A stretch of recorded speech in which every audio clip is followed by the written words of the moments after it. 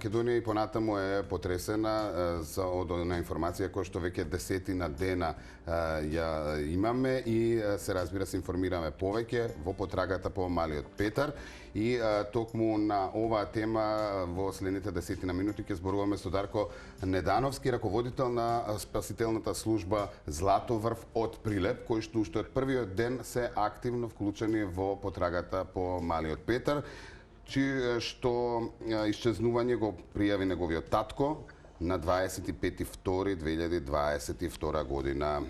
Дарко, добро утро, добро дојде во утринската на Телма. Добро утро и поздрав до сите.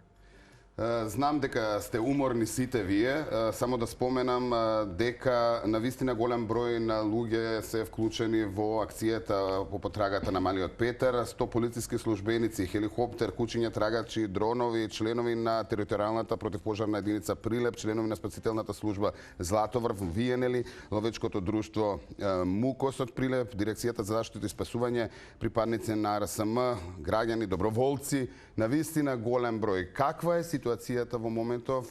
Поточно, верувам, сите некако успевате да се распределите онаму каде што сметате дека треба да се бара, нели, во околината и на селото.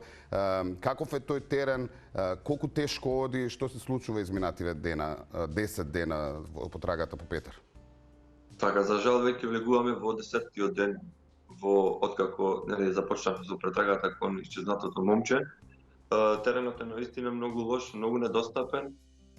Се повеќе се зголемува периметарот каде што го пребаруваме делот во околината на селото каде што е исчезнато момчето, како што ни е кажано од неговите родители.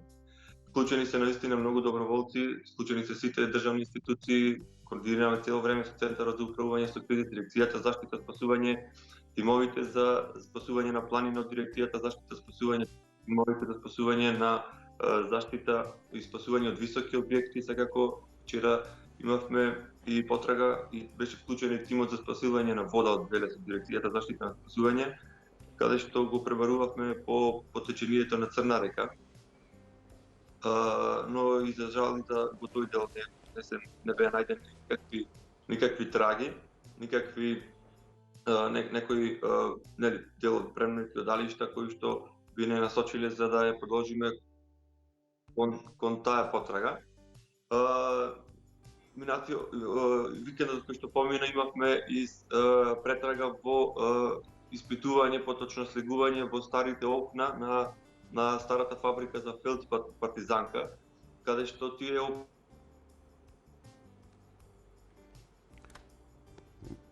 Да, сега си тука, повели. Да. Имавме мал прекин, повели, Петар. Во радиус од прилика од 2 км воздушно од селото, каде што ни беше дадена конкретна задача да слеземе во тие окна и да ги пребараме.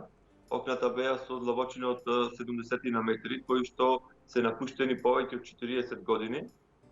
И секако долу имаше голема концентрација на јаглерод моноксид и CO2, каде што моравме да слегуваме и да дишиме со кислородни боци, бидејќи воздухот, како што кажав, имаше голема концентрација на јаглерод моноксид и CO2. Но за жал и во тие окна не успеавме ништо да пронајдеме и кога слеговме веќе продолживме во радиус од 20 на метри, бидејќи тие се и големи тунели стари, но немаше никакви траги. Во вчерашниот ден, како што кажав, продолживме со потрага по реката. Скоро секојдневна координација со Центарот за управување со кризи и сите доброволци. Тука е пограничната полиција Старавина, подрачното во селото Вителиште, каде што се секој ден на терен, секој ден носат луѓе кои што продолжуваат со пребарување на тој дел, но дополнително тешкотија е тоа што веќе временските услови се наистина многу лоши и има големи наноси на снег, каде што ја отежнуваат се целава потрага кон... Да, она што го имам јас како информација дека итно биле побарани моторни санки од страна на екипите, нели, за да продолжи потрагата по детенцето. Се работи навистина за големи врнежи на снег, нели, недостапен терен? Да, за големи наноси на снег. веќе од дирекцијата за заштита и спасување ни обезбеди 2 атевина, тоа се нели моторни санки со гусеничари, каде што можеме да ги преваруваме тие тешко пристапни терени, каде што навистина нема услови да се поди со теренско возило, со џип.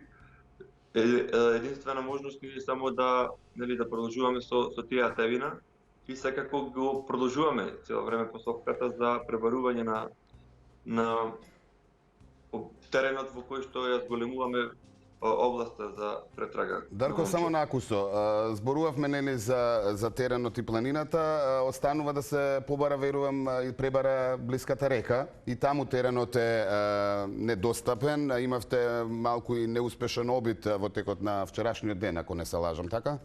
Така, да, значи стварно е тешко пристапен тој терен, каде што има големи брзоти, големи вртлози, големи карпи и големи урнати дрва во потечението на реката и наистина е невозможно да некои работи мораме да ги испланираме и секако да го продолжиме тој тек на реката таму долу. Така, верувам потрагата продолжува. Да, секако дека потрагата продолжува. Искрен надеж постои.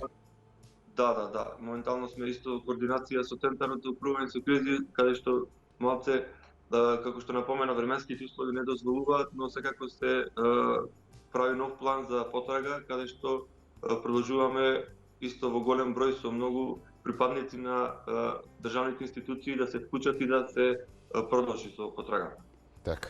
Јас се благодарам за ова вклучување, нели, продолжете и понатаму со потрагата, а ние ќе следиме, се разбира, се она што ново имате да ни го соопштите и рековме искрен надеж постои, да се надеваме дека детенцето барем некаде се... Има ли, да речеме, блиско населено место околу, каде што би можело евентуално да отиде па да се сокрие?